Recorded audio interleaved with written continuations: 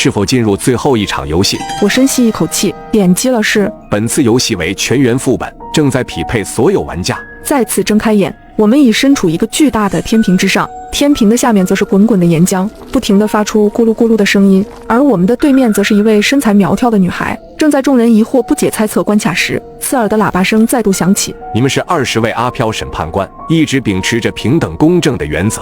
而你们的对面是一位受冤的阿飘，即将要被打入下方的岩浆地狱。希望你们可以找到正确的方法，让天平保持平衡，完成营救任务。此次关卡限时5分钟，切记，若5分钟的时间营救失败，天平会永远的失去平衡，你们也会坠入下方的岩浆地狱。祝你们好运！这几天光顾着剪视频，家里乱糟糟的都没收拾。早上整理的时候，顺便把落灰很久的闲置物品挂在闲鱼上了。现在闲鱼还有 AI 发布功能，卖闲置更方便了。我已经回血了好几千，现在用 AI 发闲置还能抽2025元红包，上闲鱼有钱花，你们快点击左下角试试吧。话音刚落，头顶上的计时器已经开启了倒计时，而那个女阿飘不知从哪里来的神力，仿佛瞬间变得有1000斤之重，压得天平开始向左慢慢倾斜。此时天平另一侧的众人开始惊慌起来，一位大叔喊道：我们20个人的体重加起来大概有2000多斤，可这依然不足以压住天平，对面的女阿飘到底有多重啊？是呀，我们现在已经是最大重量的极限了，照这样下去根本不行，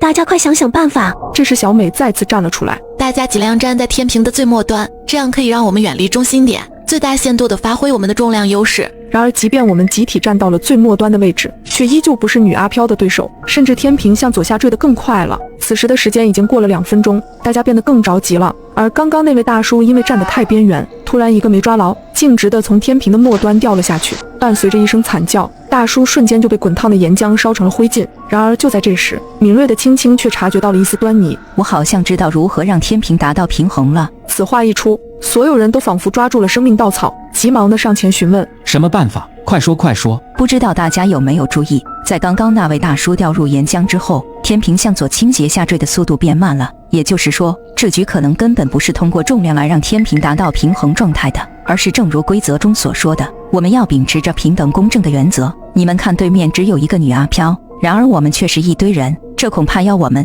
说到这时，青青顿了顿，眼睛看向周围的10几号人。此时一旁的小美顺势接上了青青的话，恐怕是要我们自己跳入岩浆，用自我牺牲的方式来让天平达到平衡，甚至是说我们当中只有一个人能够活下来。此言一出，众人的脸色瞬间变得铁青。可伴随着时间流逝，天平向左倾斜的角度更大了。青青再次站出来安慰众人，大家不要灰心，你们还记不记得游戏总规则的第3条？若服务器内玩家全部死亡，整座城市也会全部沦陷。